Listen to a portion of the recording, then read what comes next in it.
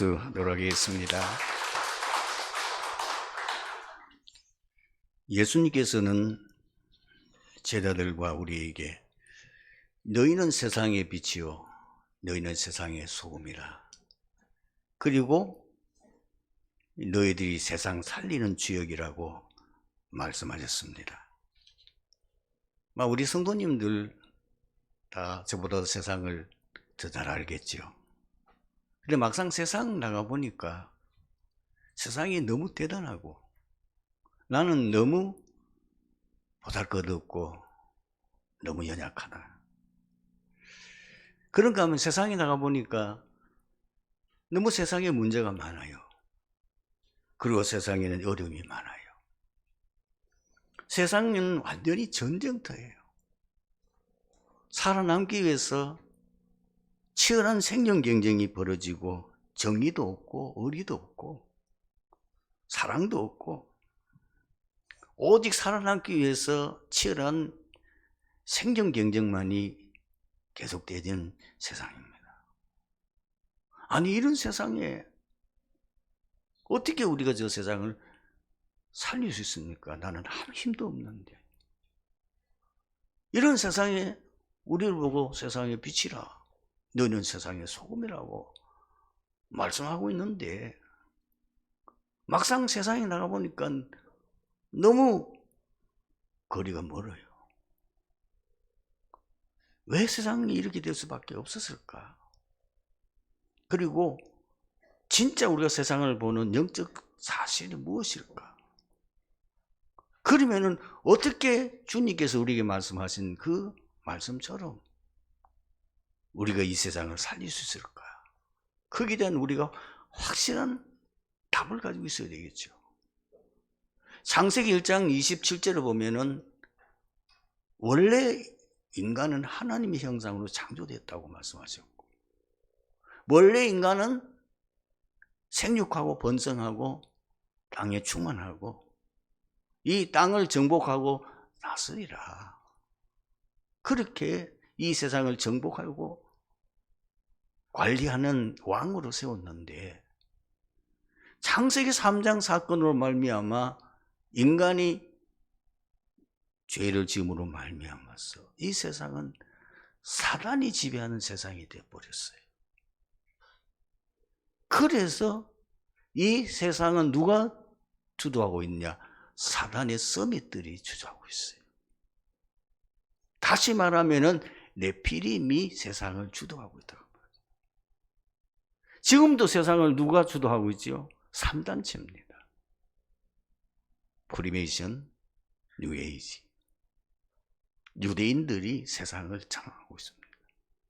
정치, 경제, 사회, 교육 모든 부분에 이들이 누구냐면 네피림이에요.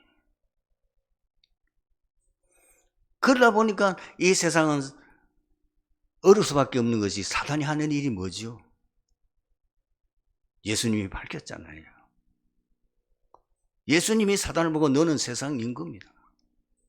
사도 바울은 사단을 보고 너는 세상 신이라 라고 말했고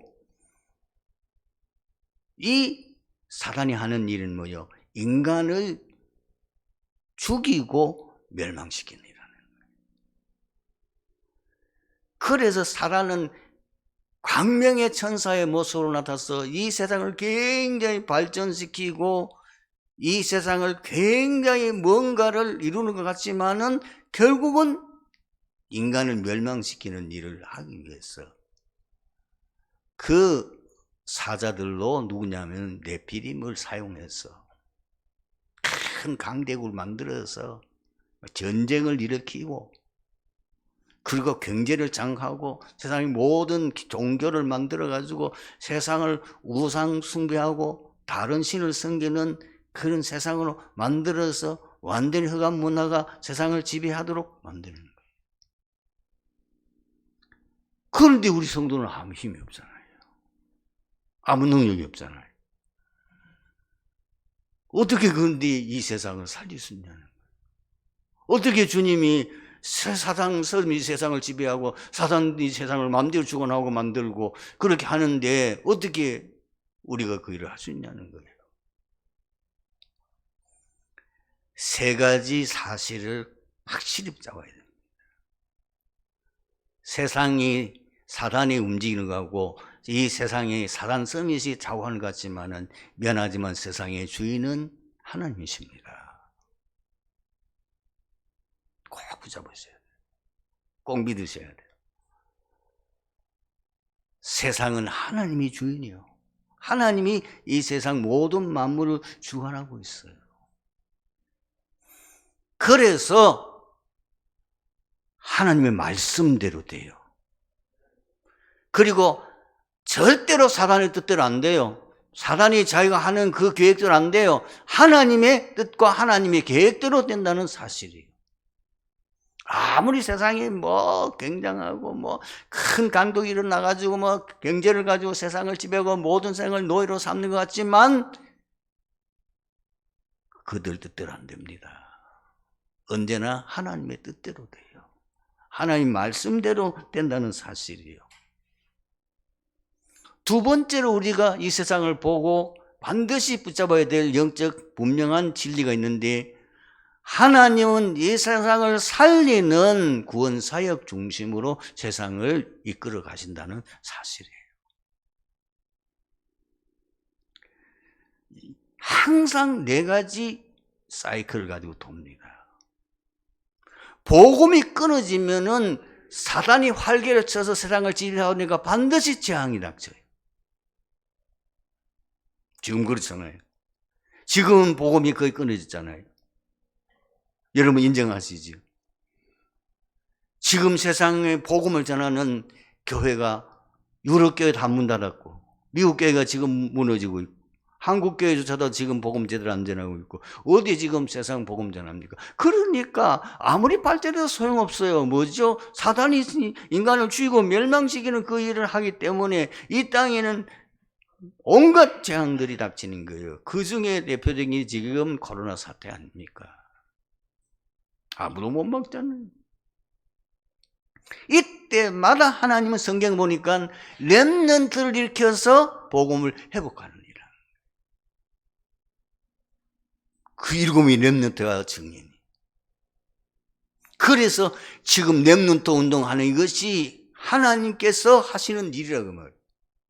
그 주역으로 우리가 부름받았다는 사실입니다. 놀라운 사실이에요. 언제든지 복음이 끊어지면 뭐요? 렘넌트를 통해 가서 이 복음을 회복하여. 그런데 반드시 복음이 회복되면 뭐죠? 세상이 아주 평화롭고 굉장한 성장하는 부유한 시대가 옵니다. 번성시대가 와요. 번성시대 되가면 또 교회가 뭐죠? 복음을 놓치는 거예요. 그래서 또 타락되는 거예요. 그 다음에 오는 게 뭐죠? 다시 돌아와요. 재앙. 이 네 사이클이 계속 도는 거예요. 그렇다면 지금 우리의 시간표가 어디 있느냐는 거예요. 왜 이 땅이 재앙이 닥치느냐는 거죠. 복음이 끊어지니까. 그런데 하나님께서는 그때마다 복음 가진 자를 통해서, 남은 자를 통해서 복음을 회복하게 하시는 일을 하신다는 거예요. 그리고 세 번째는 뭐냐? 세계 복음화는 절대로 우리 힘으로 할 수 없어요. 세계 복음화는 세상 능력으로 할 수 없어요. 세상 복음화는 보좌의 능력이 돼요. 보좌의 축복이 돼요. 시공간을 초월하는 그런 능력이어야 돼요. 이 온 이산질 나라의 그 보좌의 능력과 시공간을 초월하는 능력으로 온 이산질 나라에 빛을 비추는 역사가 일어나야 돼요. 우리 힘으로 안 돼요. 아무리 몸부림쳐도, 여러분은 아무리 뭐 계획을 세우고 세계 복음화 하겠다고 몸부림쳐도 안 돼요. 구원은 하나님이 하셔요. 한 사람 한 사람 생명 살리는 거 우리 힘으로 됩니까? 그 속에 성령이 역사했어야 되는데. 누구든지 그 사람은 새로운 피조물이라. 이전 것은 지나갔으니 보라 새 것이 되었다. 성령이 아니고는 사람을 구원할 수가 없어요. 그래서 보좌의 축복, 보좌의 능력이 된다는 거예요. 시공간 초란 이런 역사가 아니면은 안 된다는 거예요. 그러면은 어떻게 실제로 우리가 현장을 복음할 수 있냐는 거죠. 하나님은 언제든지 세계 복음화라는 언약을 잡고 말씀 따라가는 자를 통해서 보좌의 능력이 역사한다는 사실이에요. 출애굽의 역사 보세요. 출애굽의 역사의 가장 비밀이 뭐예요? 언약을 모세에게 줬어요. 그 언약 잡은 모세가 그 말씀 따라 순종할 때에 역사 일어난 거예요. 홍해의 기적도 말씀에 순종할 때에 역사 일어났어요. 요단강도 결국은 말씀 따라 순종할 때에 요단강이 갈라졌어요. 여리고도 마찬가지입니다. 여리고 어떻게 함령할 것인지 말씀을 주셨어요. 그 말씀대로 그대로 순종했더니 그냥 그 여리고성이 무너져 내려버렸어요. 말씀 따라가라. 오늘 우리가 왜 모입니까? 구원받았으면 다 하나님의 자녀인데 왜 이 모입니까? 여기가 말씀이 증거되는 곳이란 말이에요. 여기 위로부터 하나님이 주시는 말씀이 선포되는 곳이라고 말이에요.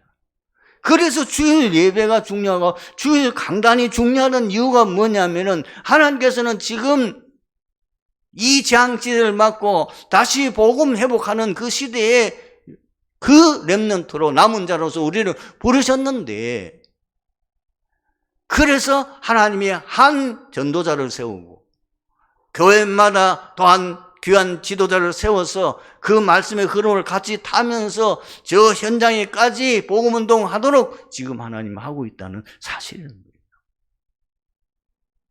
여러분들이 말씀 놓치면 안 됩니다. 다시 기억하십시오. 여러분들이 인생에 승리하는 길은요, 보좌의 능력이 됩니다. 다른 세상 살리는 길은 다른 방법이 없어요. 말씀 붙잡고 하나님 언약의 말씀 붙잡고 그 말씀 지키고 나갈 때에 하나님이 역사하신단 말이에요.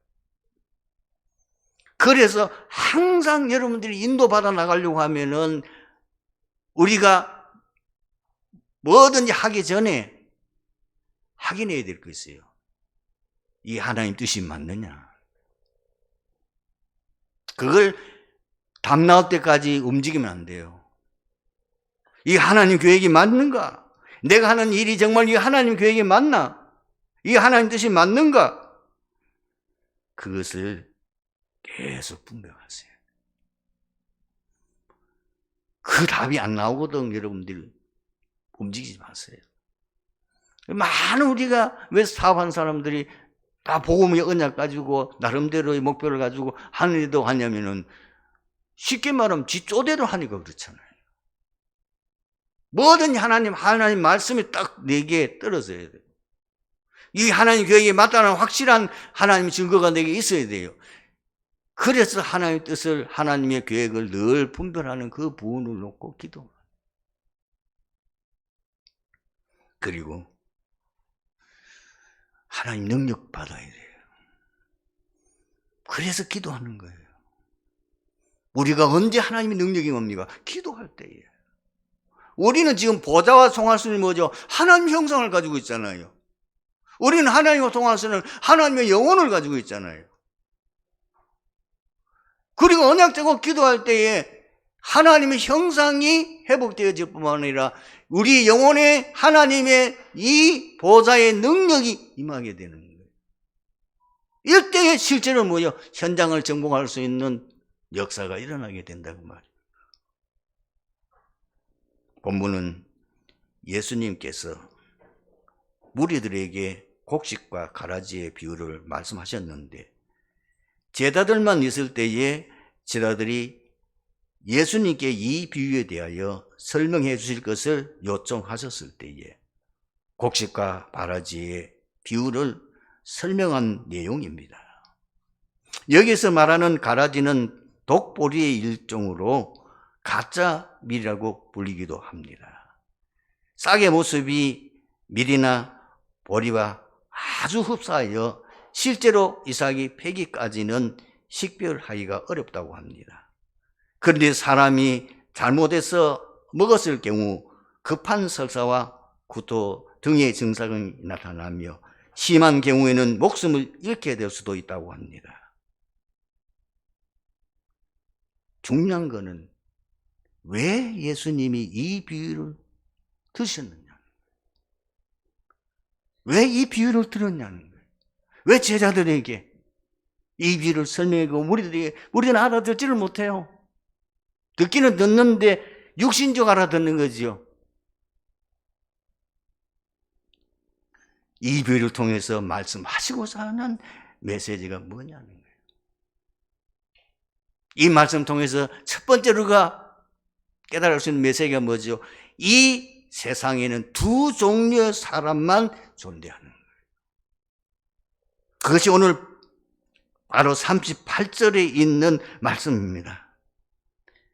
예수님께서 그 곡식과 가라지 비유에 대해서 설명을 해나가실 때에 38절에 이렇게 기록되어 있죠. 이 밭은 세상이요. 그리고 좋은 씨는 천국의 아들들이요. 가라지는 악한 자의 아들들이라고 했어요. 말하면 이 세상에는 크게 나누면 두 종류의 사람밖에 없다고 말이에요. 예수 그리스도를 믿음으로 구원받은 천국 백성, 그리고 두 번째는 뭐냐? 구원받지 못한 마귀 백성들이 이 땅에 존재한다고 말이에요. 더 우리가 생각해야 될 게 뭐냐면은 심지어 교회 안에도 이 두 종류의 신자가 있다는 거예요. 그것을 어디서 말씀하고 있습니까? 예수님께서 마태복음 24장은 말세에 대한 징조를 제자들이 물었을 때에 쭉 설명하셨고, 그리고 25장은 말세 교회에 대한 모습을 비유로 말씀하셨죠. 그 중에 말세 교회 마지막 최후의 심판을 받게 되는 그 교회 모습이 그 교회 안에 다양만 있는 게 아니고 염소도 있다. 그거 말씀하시는 거예요. 여기서 지혜롭게 영적 분별력이 있는 서신이 중요합니다. 사랑하는 성도 여러분, 교회 와서 시험 들지 마세요. 교회 와서 상처받지 마세요. 교회는 양들만 있는 게 아니에요. 교회 안에는 염소 무리가 있을 수 있다는 거예요. 특히 우리 이제 어린 신자를 양육하고 어린 신자를 이렇게 세우는 사역자들은 항상 이 점을 강조하셔야 돼요. 교회 안에는 다 착한 사람만 있는 거 아니야. 성경을 갖다 대고 교회 안에는 염소도 있을 수 있어. 근데 보통 세상 사람들은 어떻게 생각합니까? 교회 안은 다 천사들은 모인 줄 알고 있고, 이래가지고 교회 왔는데 아니란 말이에요. 그럼 뭐 시험을 박 들어버리는 거예요. 그래서 그걸 말씀해 줘야 돼요. 그런데 두 번째, 왜 하나님께서 가라지를 그냥 두라고 말씀하셨느냐? 그것이 오늘 27절에서 29절에 나와 있죠. 집 주인의 종들이 와서 말하되 주여 밭에 좋은 씨를 뿌리지 아니하였나이까? 그런데 가라지가 어디서 생겼나이까? 주인이 이르되 원수가 이렇게 하였구나.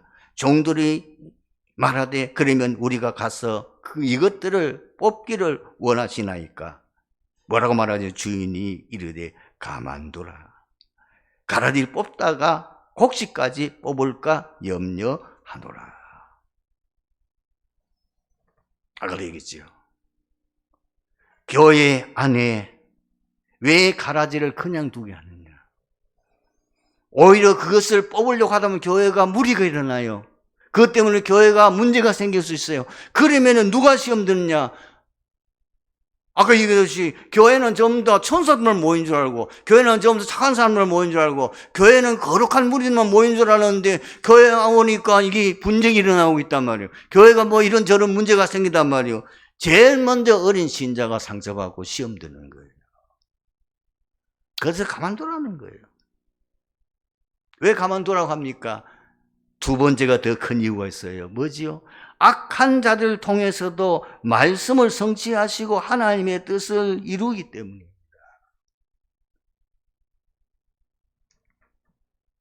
이 말을 여러분 알아들으셔야 됩니다. 제가 직접 확인을 하지는 못했습니다만은 우리가 잘 아는 예화가 하나 있습니다. 이스라엘 나라 같은 경우에는 늘 우리가 더운 나라라고 생각하지만은 거길 또 여름이 있고 겨울이 있습니다. 겨울에는 특히 밤에 되면 기온이 많이 내려가요. 그러니까 이 양들이 기온이 내려가니까 서로 자기 체온을 유지하기 위해서 함께 모인다고 말이에요. 그런데 양이라 이것이 너무 순하고 착하다 보니까 이것이 자꾸 모여가지고 이 양무리가 겹쳐지는 거예요. 몇 밑에 있는 양은 숨 못 쉬어서 죽어버려요. 그리고 하룻밤 지나가면 양이 한동안 죽단 말이에요. 이 큰일 났잖아요. 그것도 밤새도록 주인이 횃불을 켜들고 양을 지킬 수는 없는 거고, 모이지 못하도록 흩을 수는 없잖아요. 그 방법이 뭐냐? 염소 한 마리를 넣어놓으면 돼. 그 염소가 밤새도록 양들이 모이지 못하도록 자꾸 뿔을 가지고 떠받는다고 말이에요. 양들이 모이지 못하도록 이 염소가 계속 와서 뿔을 가지고 받으니까 도망 다니다고 저절로 열이 생겨가지고 한 마리도 안 죽어.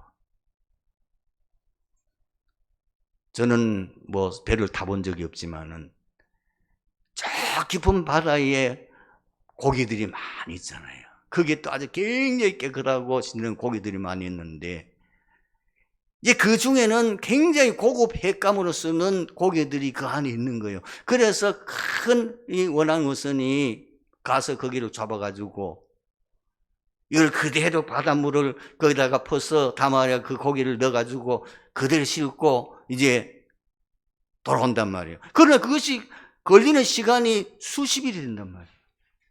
그러면은 그 안에 있는 고기가 죽는 거예요. 그것도 한두 마리 죽는 게 아니고. 그러니까 얼마나 손해가 납니까? 그래서 이 사람들이 머리를 쓴 거예요. 어떻게 썼냐? 그 고기 안에 이 고기를 잡아먹는 상어 종류 같은 그 조그마한 걸 한두 마리 넣어놔 버리면은 이 고기들이 안 잡아먹히려고 상어들이 잡아먹으려고 따라오고 고기는 도망다니고 이러다 보니까 한 마리도 죽지 않고 살아나는 거예요. 성도 여러분, 왜 교회에 문제가 생깁니까?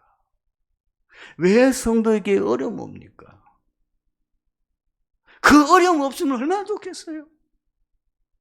아무 문제 없으면 얼마나 좋겠어요? 그거는 우리 생각이에요. 사람이 문제 없으면요, 저절로 나태됩니다. 사람이 문제 없으면 저절로 우리들이 모든 것이 긴장이 풀려져 가지고 신앙이 타락돼요. 그래서 하나님께서는 일부러 우리 하여금 신앙 경성하게 만들고 우리의 신앙 훈련의 도구로 사용하시고 이러기 위해서 우리에게 자꾸 문제를 주는 거예요. 사실 그게 문제 아니고 하나님의 사랑인 줄로 믿습니다. 정말 여러분 아셔야 됩니다. 왜 가정에 문제가 있으면 우리 가정에 저런 마음 없으면 너무 좋을 건데. 아닙니다. 그게 보배라니까요. 그게 바로 여러분들 기도하게 만들고 여러분들 하나님 앞에 무릎 꿇게 만들고 그 자녀를 통해서 하나님이 여러분들의 믿음을 성장하게 하고 그 자녀 때문에 여러분들이 하나님을 바라보게 만드는, 그렇게 해서 결국은 하나님이 내 신앙만 성장하게 하는 것이 아니라 늘 기도하다 보니까 그 자녀가 앞으로 상상도 못할 믿음의 큰 인물이 되는 수가 있는 거예요. 성도 여러분, 고난 오거든 감사하십시오. 문제 오든 진짜 감사하셔야 돼요. 하나님 나를 너무 사랑하시구나. 이런 상태로 가면 내가 나태해서 세상에 빠지고 내 신앙 다 잃어버리고 타락될까 봐, 그래서 하나님께서 나로 하여금 늘 경성하여 깨어 기도하고 복음 전하고 주일에 헌신하도록 하나님이 이렇게 내게 어려움을 주시구나. 틀림없습니다. 가라지를 가만둬라. 여기에 바로 신앙의 교훈을 삼도록 하기 위해서 하나님이 우리에게 가라지를 허락하는 것처럼 우리에게 문제를 허락하고 가정에 많은 문제를 주는 거예요. 그리고 세 번째로 우리가 주신 메시지가 뭐죠? 삶의 결과는 반드시 오게 돼 있음을 말씀하고자 하는 거예요. 오늘 마태복음 23장 30절 말씀 보십시오. 둘 다 추수 때까지 함께 자라게 두라. 추수 때에 내가 추수꾼들에게 말하기를 가라지는 먼저 묻고 불사르기 단으로 묻고 곡식은 모아 내 곳간에 넣으리라 하리라. 그리고 오늘 거기에 대한 해석이 나와 있죠. 39절에서 43절 말씀이 바로 그 얘기입니다. 염소무리들 가라지는 반드시 먼저 그것을 뭐죠? 심판한다고 말씀하셨어요. 그리고 난 후에 어떻게 합니까? 천국 백성들은 천국으로, 곡간이라면 천국을 말하는 거죠. 그리고 반드시 이 땅의 성도가 한 거기에 대한 상급과 거기에 대한 하나님의 영광이 임하게 되어진다고 말씀합니다. 그리고 마귀 백성들은 뭡니까? 불쌍하죠. 너무 안타깝죠. 결국은 41절에서 42절에 나온 것처럼 영원한 지옥과 그 형벌을 받게 된다고. 여러분, 이 세상은 과학입니다. 육신도 과학이지만은 영적인 분도 과학이에요. 하나님은 1.1획도 틀림없이 정확하게 모든 것을 헤아리시고 그것을 분별하시고 그것을 정확하게 가리시는 분이시다, 그 말입니다. 그래서 오늘 말씀의 결론입니다. 여러분들이 확실한 믿음을 가지십시오. 심은 대로 거둔다. 틀림없습니다. 우리가 여러분 심은 대로 거둡니다. 그래서 시편 126편 5절 6절에 이렇게 말씀하고 있잖아요. 눈물을 흘리며 씨를 뿌리는 자는 기쁨으로 거두리로다. 울며 씨를 뿌리러 나가는 자는 반드시 기쁨으로 그 곡식 땅을 가지고 돌아오리로다. 갈라디아서 6장 7절에서 9절에도 이렇게 말씀합니다. 스스로 속이지 말라. 하나님은 업신여김을 받지 아니하시나니 사람이 무엇으로 심든지 그대로 거두리라. 자기 육체를 위하여 심는 자는 육체로부터 썩어질 것을 거두고 성령을 위하여 심는 자는 성령으로부터 영생을 거두리라. 그렇기 때문에 어떤 경우에도 성도 여러분 낙심하지 마시고 포기하지 마시기 바랍니다. 왜? 반드시 때가 옵니다. 그래서 우리는 누리면서 기다리는 겁니다. 이사야서 60장 22절에 이렇게 말씀하고 있습니다. 그 작은 자가 천명을 이루겠고 그 약한 자가 강국을 이룰 것이라. 때가 되면 나 여호와가 속히 이루리라. 그러기 때문에 우리 뭐예요? 더욱 주의 일에 힘쓰고 집중해야 될 줄로 믿습니다. 그래서 고린도전서 15장 58절에 그러므로 내 사랑하는 형제들아 견실하며 흔들리지 말고 항상 주의 일에 더욱 힘쓰는 자들이 되라. 이는 너희 수고가 주 안에서 헛되지 않은 줄 알미라. 이번 한 주간도 여러분의 생애의 최고의 응답과 축복받는 역사가 일어나기를 주님의 이름으로 축원합니다. 기도하겠습니다. 하나님 감사합니다. 오늘 말씀 통해서 이 자리에 참석한 트리티교회 모든 성도들이 하나님의 절대 계획과 하나님의 절대 사명을 우리가 알고 하나님이 진 절대 인도 속에서 절대 주권 가운데서 우리를 인도하고 계심을 확신하고 어떤 일에도 육신적인 것에 마음이 빼앗기고 거기에 시험 들지 않고 하나님의 절대 이익을 바라고 하나님 주신 우리에게 약속의 말씀 붙잡고 늘 믿음으로 순종하며 승리하여 주님 앞에 설 때에 최고로 상급과 하나님의 응답과 축복받는 증인 되도록 역사하여 주시옵소서. 주 예수 그리스도의 이름으로 기도드리옵나이다. 아멘.